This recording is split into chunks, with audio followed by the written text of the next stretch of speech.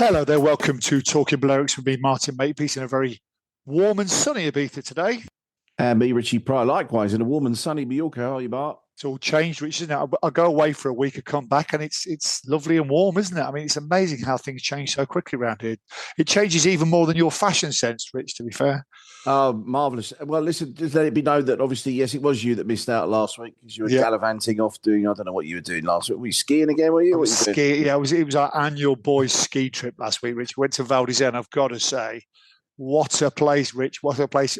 I'm sure you'll be reading my blog post tomorrow on it. So, of course. I know. Wouldn't miss it for the world, mate. I know, mate. You're first on the read list all the time. But great time with a few fellow Arsenal fans as well, Rich. So we had a good chat about the football and other things as well, which was very, very enjoyable, mate. Very enjoyable. Good. What have you got for me today, please, Richard? Is TikTok becoming the new travel agent? Is a question to ask today. Also, I've got the forks. If you know what the fork is, I take it you do know the fork, do you? No, but I'm sure you'll enlighten me, mate. Well, I'm surprised you don't know the fork, Mark. Blimey, dear, oh dear. You need to get out more. Well, I need to stay in. I need to stay in more, Rich. That's what I need to do. I'll tell you about that. That's the fork. I thought you would have known about the fork. I thought it was second nature, but anyway, obviously not. But then probably when I think about it, when I think about what I'm going to say to you, I understand probably why you don't know about the fork, but we'll move on. Okay. And also children not being allowed to play football in the playground. No, I think that's my bit, Rich. That's not your bit, I'm afraid. Oh, come on. Dear, oh dear. I think me and you are about to internally combust, aren't we, on this one, I'm afraid. My word. When that headline came out in the Spanish paper the other day, I could not believe it. But we're obviously going to talk about that. Yeah, we're going to pick the bones out of that, mate, because there's actually more to that than meets the eye. But it's well worth talking about anyway. I've got a few things, Rich. I was blogging furiously last week, so I just want to talk about a few things in my blogs. First of all, just keep reading online that Ibiza is finished. I just want to reiterate to everyone why it's not finished. I had it. Well, I might finish you off today, actually, with my report on the fork, Mark. There you go. Okay, yeah. Well, I think Ibiza's going to outlive me and you, Rich, to be honest. Probably. We've got a little thing about the car limits, Rich, because the numbers have come out from last year, which is interesting because I had some feedback the other week from a guy online saying you should talk more about the car limits. And I think I said we already have many times, but the actual numbers are out now as well. We'll talk about the football in playgrounds, which is again a hot topic. And I'm going to have the last word for Frank the Stagman from Benidorm. There you go, Frank the Stagman. So there you go. Rich, if you can kick us off, I'd be delighted. Where would you like me to start, Mark? Would you like to hear about the fork, or would you like to hear about TikTok's the new travel agent? No, well, I'm a big TikToker, Rich, as you probably know, because you follow me all the time, don't you? Because you're such a... I don't have TikTok, Mark. There you go. That's the I know my age limit, and I know that I shouldn't really be on there. It's not for me. Who am I tagging then? I'm tagging Richie Pryor, but it's obviously not going through to you. Some bloke who thinks he's me. Well, the thing is, Rich, TikTok is one of those social media tools which probably we kind of missed the boat, didn't we? We're of an age where we're not quite at it. I've really tried to keep up. My kids are on it all the time, but they're not kids anymore, are they? So tell me a little bit more about your story, please, Rich. Well, it was a post out by it's a guy I think you probably know. You've heard of Steve Endicott, haven't you? Of course, yeah, I know Steve very well. Yeah. Yeah, so Steve writes a very good travel blog, actually, not on a weekly basis, which I do try and keep an eye on and things that are happening. But I don't know if this came exactly from him, but it was a story that he brought out. And it was a statistic that was actually quite interesting, that 71% of travelers globally say influencer recommendations have influenced a booking decision. And 61% of travelers now discover trip ideas on social media platforms. So, the question would be, would this be the death of the travel agent? I think, this is an age thing, without a doubt, without any, stretch of the imagination. It is an age thing. Whereas, kids of your mind and your age you look at things and when my kids do it now, come to me and say, should we go here, Dad? We should go here. Look at this video, look at that video. Whereas probably not us, Mark, because I think we're in the middle of it all. We used travel agents in our day. I know I did at the early part of, before I actually came here to Mallorca, I used travel agents. Now I would always do everything online, whereas our parents and our parents' parents were all going to a travel agent and booking. So I think this is definitely an age thing. This is, it spans the age of time, and but that looks like the way it's going. Yeah, I mean, social media is playing a massive part in people's movements, people's actions these days. I mean, it doesn't surprise me, Rich, because my kids always take me to certain places that they've seen on Instagram or TikTok in Tokyo, I think, or was it in Osaka? Luke dragged me to some place where it's got a famous sandwich in, so we had to have the sandwich. So I don't know about booking the holidays themselves, Rich. I think that will go to the traditional low-cost carriers and the booking.com, etc. But definitely people's tastes and things they do while they're in resort or when they're in a destination is definitely now defined by social media. Because what's social media, Rich? It's the new gossip, isn't it? It's people ringing you up on the phone in 1975 and saying you must go to Ibiza because it's full of hippies. Is now a TikToker or an Instagrammer saying you must go to O Beach or you must go and see this or Esvedra. So it doesn't surprise me. Have you ever heard of a travel company called Trending Travel, Rich? I don't know if you've seen them on Instagram. Yes, I have. Yeah. Their whole business model is on influencers. Is on influencers. Yeah, they pay for influencers. They get paid per click or they get paid per holiday. So it just shows you the way they're going. It's I think it's a loss-making business. I might be wrong if they're out there listening. I apologize if you are, but I don't believe they make too much money, but they're building a big business there. And it's all designed around influencers. Also, Destination 2 holidays, which I know very well because my very good friend Andrew Bottrell is the chairman there. They just did a massive influencer week in Dubai where they invited, I think it was predominantly female, but the amount of clicks they were getting, the amount of feedback they were getting as well from all these people. I mean, I'd like to see whether it was financially viable because you're paying probably 10 people to have a week in Dubai, and their job is literally to go out and do stories every day because they've probably all got 100,000 followers, maybe more.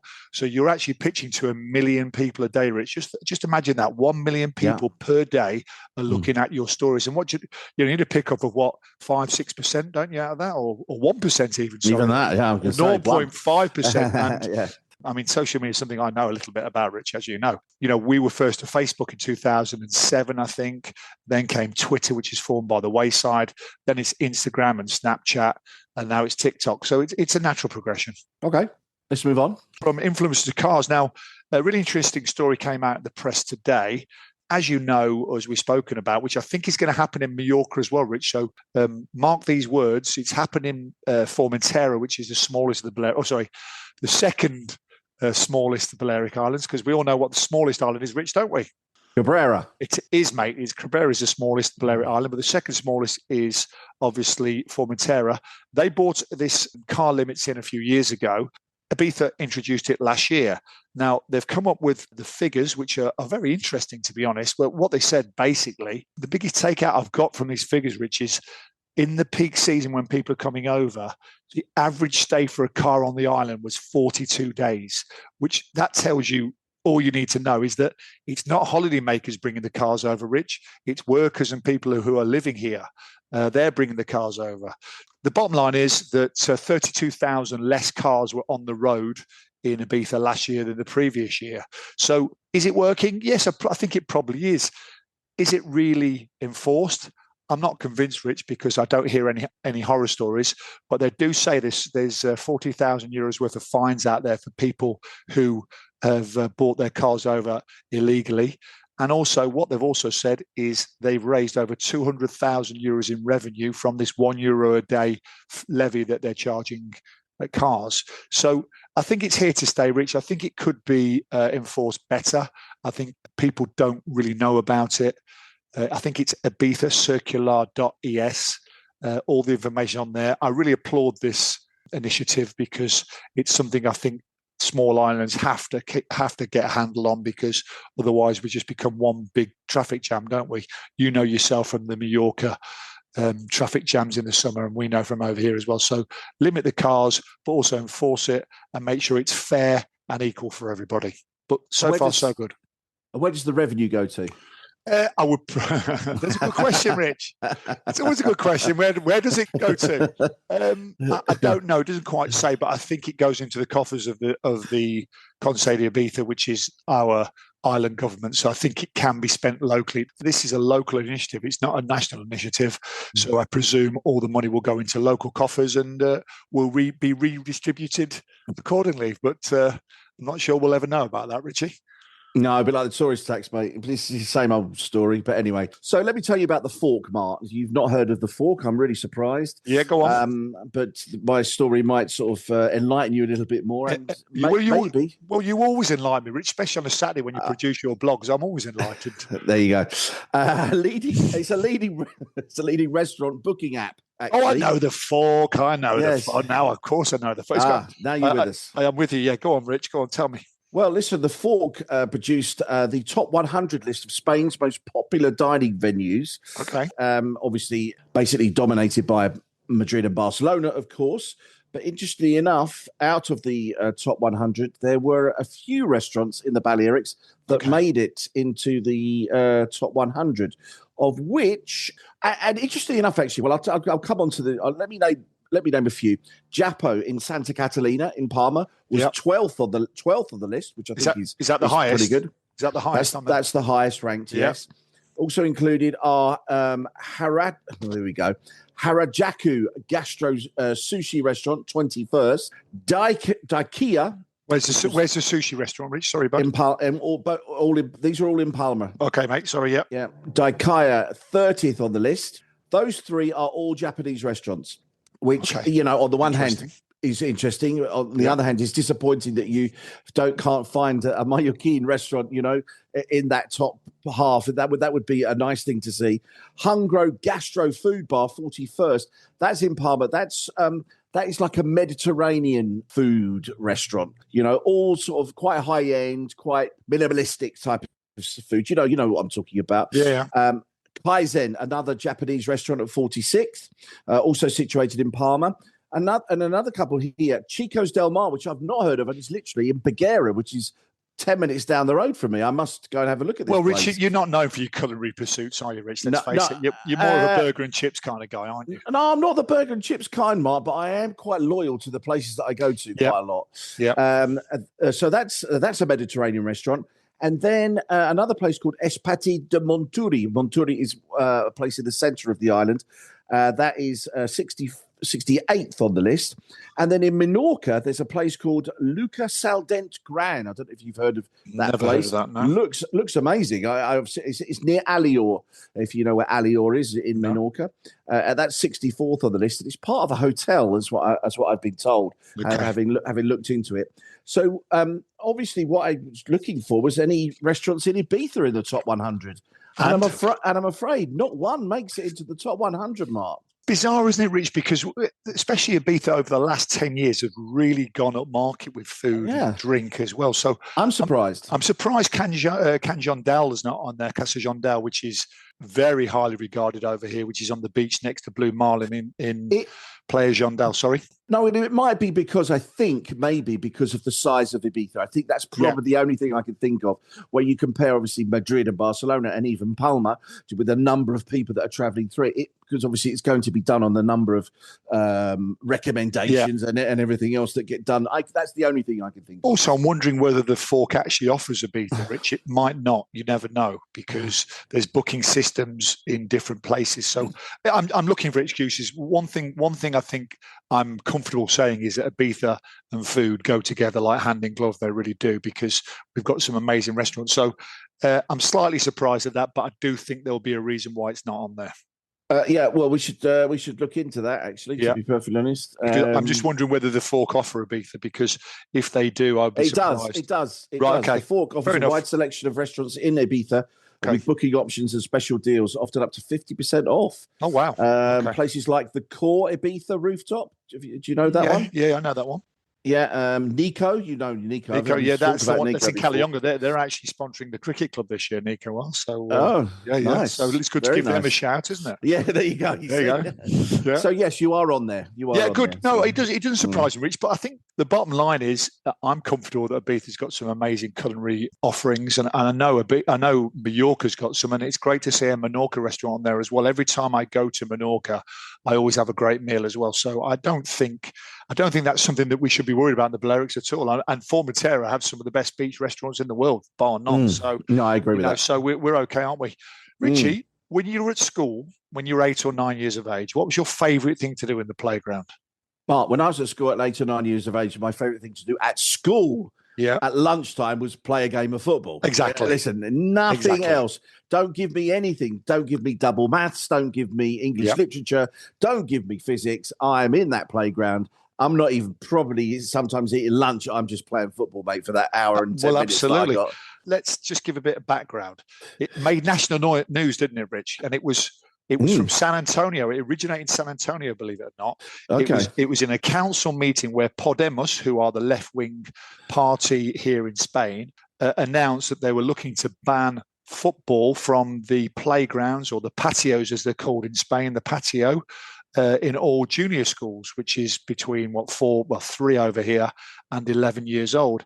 And let's just say it went down like a lead balloon, Richie. That's because the 5 councils on the island and the island council came out against it straight away, and it got to national headlines. It's politics, Rich. That's what it is. I think Podemos have garnered some headlines. They're rowing back a little bit now and saying, listen, it wasn't supposed to be that controversial, but they are standing ground and saying, they do believe that playing football in playgrounds is too male testosterone fueled. They're saying it doesn't allow for other people to play in the playgrounds, and they're standing up their argument a little bit. But also, it's come to light that many schools actually on the island don't allow football anyway, Rich, for several reasons. So it's a bit of a strange one. Me personally, I love playing football. I love playing football full stop. But when I was a kid, I used to play, especially I was the biggest one on the playground, so I used to be able to barge everyone out of the way. What's your thoughts? Oh, listen, without a doubt. I mean, listen, I think we started playing football probably not junior, primary school, to be perfectly honest. I remember junior school, it was football or kiss chase with the girls, and I wasn't doing kiss chase with the girls, Mark. Do you know what I mean? I was playing football. And yeah, you're right. Look, you are mixing with younger and older kids, and I understand that, some kids could get hit by the ball, or, some kids could get run into, but look, it's part of growing up, isn't it? You know what I mean? I think what we're doing, are we wrapping them in cotton wool? What we're doing, I don't understand. Exactly. Listen, if there was bullying involved, then I don't condone bullying whatsoever. That is wrong. That's totally wrong. And if that was part of what the situation was, then I would agree with it totally. I would stop it straight away. But I don't think it is. But if it was, it should be stamped out. But from a case of playing football, look, it was what I lived for. That's what I wanted to do. Even my son, he said, Dad, we could only play on a certain day. And I was listening to, obviously, I put this on my Facebook page, actually, and I had so many comments from different people about it. A lot of people thought it was ridiculous. Some people really supported it. But one guy, a guy called Martin Page, I know Martin really well. He used to work with me in Mallorca. And he says it's happening in the UK now as well. Yeah, I kind of get it. And I think you have to create a safe space. But I'm just concerned that you're pushing back against those people like me and you, those kind of males who like bounding around the playground. I think it's got to be fair to all. One thing I'll say in Spain is that they have some great out-of-school activities, don't they? So there's no lack of avenues to play football if you want to. No, that's true. I mean, our facilities are second to none. Incredible, Rich, incredible. Yeah. I've talked to him before. So if you want to play football at any level, if you're female, male, if you're young, old, there's always an avenue to that as well. So I kind of get it, but this is Podemos, playing into the hands of the PP, and it's been universally decried because it's up to schools to decide. You shouldn't have political parties telling schools what they can and can't do because, that you're setting a very dangerous precedent. So it's nice to see Ibiza in the national headlines, but not quite for something like that. Is it me? Sorry. I was just waiting for you, man. I finished. That was my segment, so I thought I'd just leave it to you, Rich. I got a message came through on my phone just as you were talking. Yeah. Obviously, you were boring me at the time. Focused as always, Rich. That's what I like to see. Yeah. I can't even remember what my last subject was. What was my last subject? I don't think. I think you stole one. It was the playground. It was the playground story. Yeah. Well, I know we've both got one of those, haven't we? So, but my last skit is Frank the Stagman. Rich, have you heard about this guy? No, I haven't. Is this the guy that you've got having a bit of a row with? I'm not having a row with him at all. It's just, it's clickbait. He just keeps putting online these ridiculous statements how Ibiza is over unless you speak to him. And and that he might come back to Ibiza. He left Ibiza with his tail between his legs last year because he thought he could change the dynamic of the West End, and he was wrong. So I think it's a bit of clickbait, but I think we've had enough in Ibiza. I just wrote a little open letter to him this week saying, Frank, Ibiza's not in trouble. It's probably at the top of the tree. It's probably the highest position it's ever been at the moment, with the hotels, with the outdoor pursuits, with the nature, with the clubbing, with the daytime gastronomy and things like that. So, just a little thing, Frank. I mean, come on. If you want to come over and be part of the team, please come over, but please stop making these stupid call outs online, and it's clickbait. Drive your little rented sports car over, be one of the team, open a bar. We'll support you, but please don't rubbish Ibiza just because it wasn't good to you last year. Everyone's welcome on the island, Rich. I think that's it. Even people who are dreamers, they can all come over and enjoy themselves and maybe make a business over here. If it adds to the island, I'm all for it. But you shouldn't go against the island. And I think all of us over here have just had enough of it. So, Frank, put up or shut up, mate. Let's get Frank on the pod, mate. That's what I say. Do you know something? I wouldn't mind having him on because, maybe we can have a sensible conversation with him. But then again, looking at his social media, maybe we won't be able to have a sensible conversation with him. So harsh. You never know. Harsh. But listen, Ibiza is for everyone, Rich. I'm not one of these people who say, oh, no, he can't come over. Of course he could come over. But I just don't like this consistent negativity about somewhere that we live, Rich. I won't stand for it. There you go. Listen, that's the real side of Martin. He comes across all nice and everything else, but that's his true side, friends. That's it. I don't think I was that aggressive there, Rich. Let's quickly talk football, Mark. Yeah, go on. We've been away 2 weeks. So when we talked 2 weeks ago, I said Mallorca away, forget it. Mallorca at home, pretty good. So Mallorca at home last weekend, stuffed Sevilla 4-1, played absolutely brilliant. It's probably the best I've seen them play all season. Maruki hat-trick, it was brilliant. Do you know what I mean? He's still second in the Pichichi, behind obviously Mbappe, of course. But he's doing very well. And then we go to Barcelona. Look, we're not expecting to beat Barcelona, you know what I mean? But I expect us to put up a bit of a fight. We didn't. We got gubbed 3-0. And so we are sort of back down in 16th place in La Liga. We're playing teams in and around us between now and the end of season. Those games, particularly at home, we've got to win. We can't win away for love nor money. So let's see. We are in a race with probably, I'd say, all the way up to probably even 9th. Osasuna in 9th place, Mark, are on 29 points. We're on 24. Any one of those could get involved in a relegation battle. I think possibly Oviedo and Levante are down. I think those are the two. It looks that way, doesn't it? They're the two weakest teams. But the Permany won from, I'd say there's at least 10 teams there. I think one from those could go. So I mean, it's an old cliche, Rich, but you've got to win your home games and hope you pick up something on your travels. So I've got a good feeling after that win against Sevilla, which I watched the highlights. I thought this isn't a team that looks like they're going to go down. So if you can pull out performances like that, then you've always got a chance, haven't you? Real Betis next weekend. Is it next Sunday? Yes, next Sunday.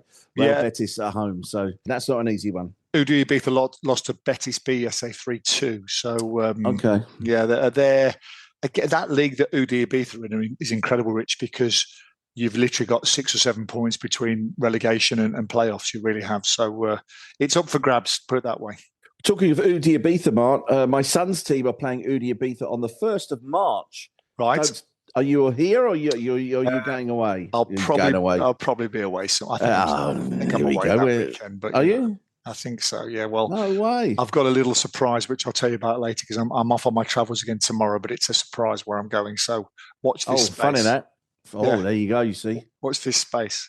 Does that mean there's no pod next week again? There's always going to be a pod, Rich. If I've got my phone with me and I've got my iPad, there's always going to be a phone. So don't worry about that. It's just very tough to do when you're skiing's probably the one holiday you can't do a podcast because you're skiing all day and drinking all night. So it's quite tough. Good stuff. Good to talk to you, Mark. Always a pleasure, Richie. I will speak to you this time next week. All right, take care. See you, Rich. Bye. Make me dance.